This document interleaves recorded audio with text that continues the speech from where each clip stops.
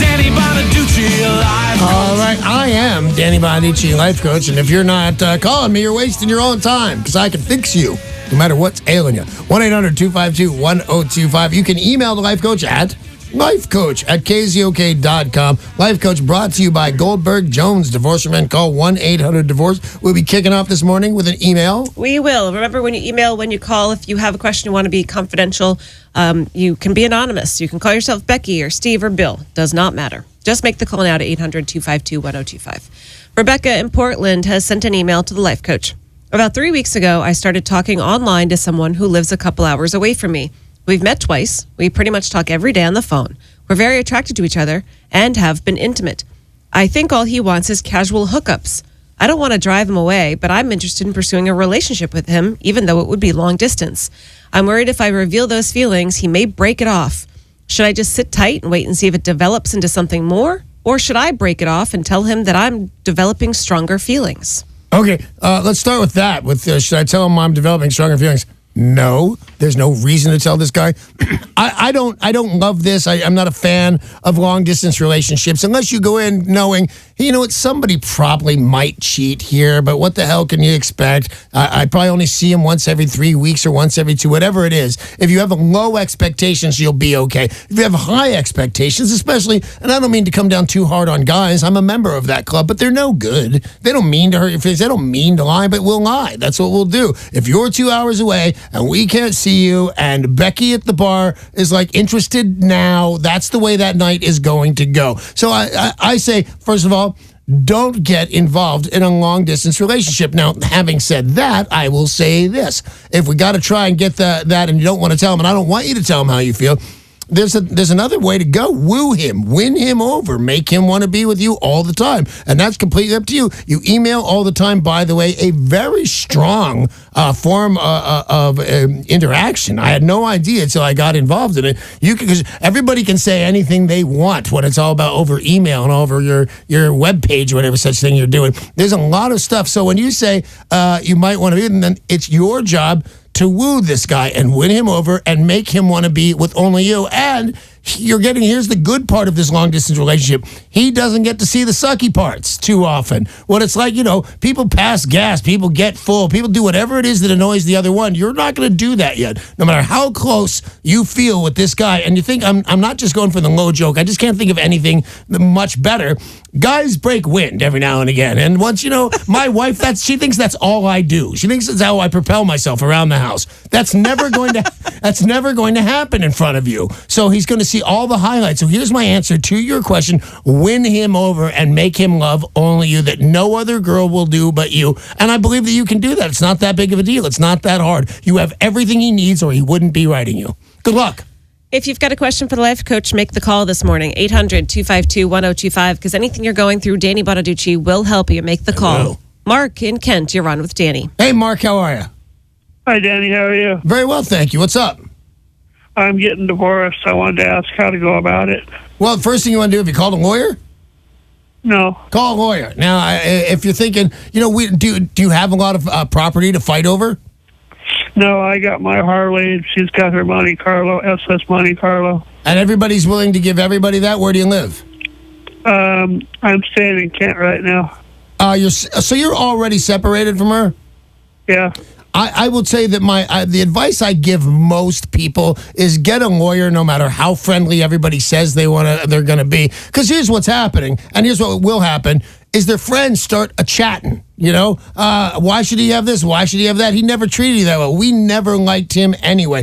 And all of a sudden you're in a contentious divorce. But it sounds like there's not, if you're willing to give up the Monte Carlo and she's willing to give up your bike, is that all the property? What about kids?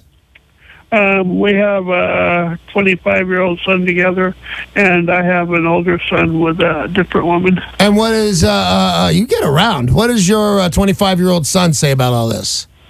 I haven't talked to him in quite a while. Well, I'm sorry to hear that. How capable are you at filling out forms and making sure you dot all the I's and cross all the T's? Because you don't want to go to court with a divorce that says we're getting a divorce and have something be wrong with it. Are you confident you could fill this out? Because you can get a legal aid. You can get a lot of things besides a paralegal. As a matter of fact, that's what I'm going to recommend there, Mark. I want you to get a paralegal. They're probably just somebody that works in a law office. They've got a degree, but they're not a lawyer. They're not charging you $1,000, going to charge you a couple of $100 to fill out all these forms and get you and the missus divorced. But I want you to know, rarely do I recommend that. I just think that's the best way for you. Normally it's get a lawyer, get a lawyer, get a lawyer. But on this one, get yourself a paralegal, and I think you'll be well on your way. And no matter what, a paralegal will not be three of a kind. Thank you. I'll be here all week. So paralegal, that's the way to go, Mark.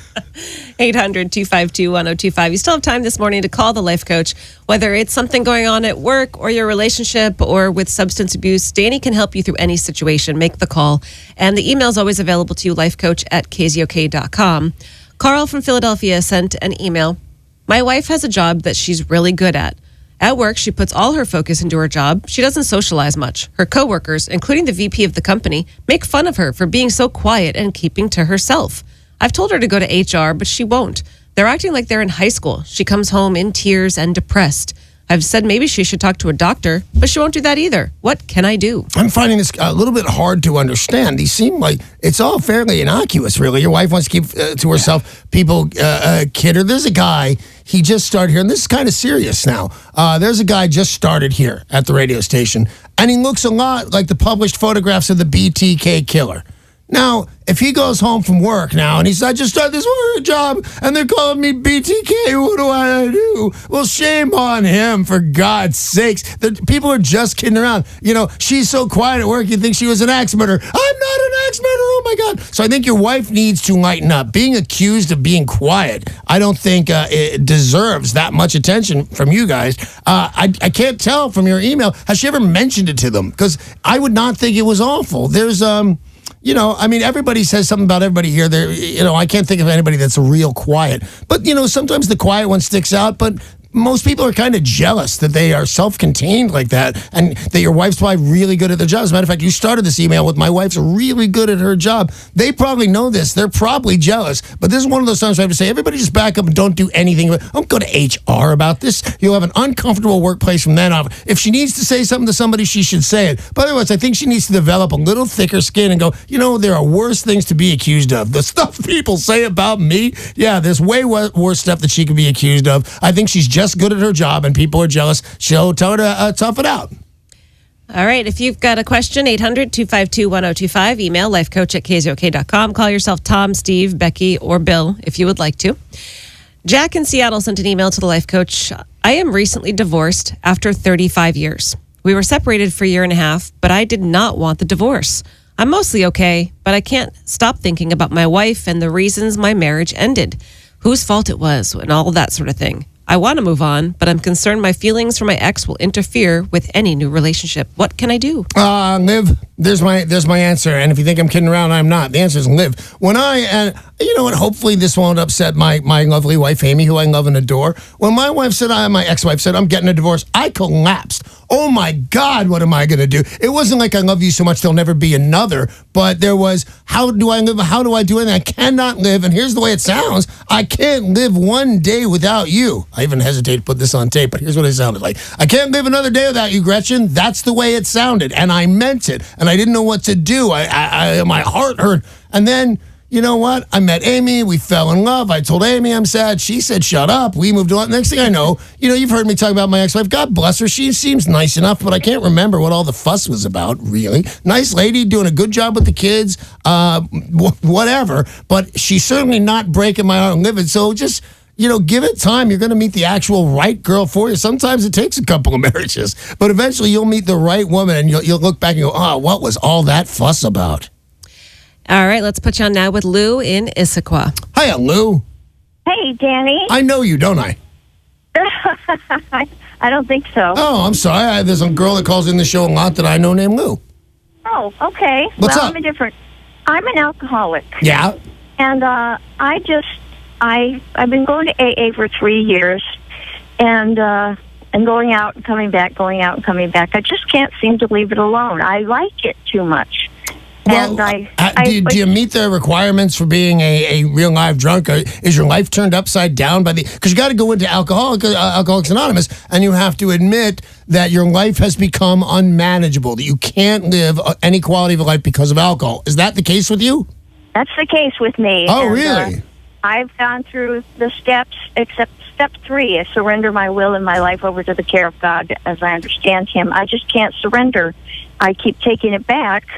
And I just wondered, what kind of things did you do? What works? Well, as a matter of fact, I had no problem with step 3. But did they tell you that step 3 can be the oak tree outside your window? You don't have to manifest it as a God that you recognize. Well, I do recognize God, the Holy God of the Bible. But, Then what is your problem with step number 3 then? Well, I still feel like I want to have control. Okay. And how's that control working out for you so far? It's not. Okay. So what's your longest time with sobriety? In the last 8 years, it's probably been 4 months at a time. That sounds kind of the same with me. And what happens when you drink? Because here's what my problem is, Lou, and I can give you the same advice either way, but this is just for my edification of you. When I hear your voice, you sound like a girl whose life's going along just fine. I don't see you in my head showing up at work really drunk and getting fired. I don't see you running around your own party naked. What happens to you when you drink? I don't drink a whole lot, but I drink every day. That's the thing, and I'm a closet drinker, so nobody really knows, but they probably do know. So people don't know you're a drinker? Right. All right, yeah. here are the requirements for being a drunk as far as I'm concerned. Thinking you're one. But you know what? Gibbons was kind enough to bring to me in a list of the top 20. I don't have time to go through all of them, but do me a favor and answer some of these questions for me, Lou.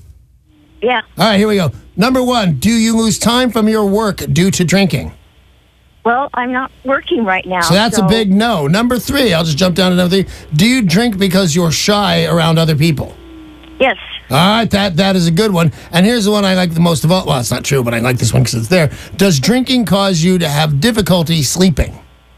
Yes. Okay, those are the things you need to know to get into A. How much do you really want to quit? Well, I really need to. The problem is I still like it so much. Well, then, you know what? Because I'm not going to give you the advice of take the medication that I'm on. I'm on a medication that makes it just impossible for you to drink. You'll get so sick, you have to go to the emergency hospital. In rare cases, you could die. Do you want to go that seriously? No. Well, yeah, actually, that's what I think I need, but All right, I'm going to give it to you. I'm going to give it to you. It's called Antabuse, and any MD can give it to you. It has no side effects that I can find online, except if you drink alcohol on top of it, you could end up dead. So if you have this stuff in your system and somebody that you care about to put it in your mouth so you can't put it in your mouth and then spit it out when nobody's drinking, nobody's watching, which is what I did for 4 years straight, pretended to take this pill. If you can get somebody to give it to you, I promise you'll stop drinking that day and you'll stay sober until you stop taking that medication. And that's a fact, but I want to say this again.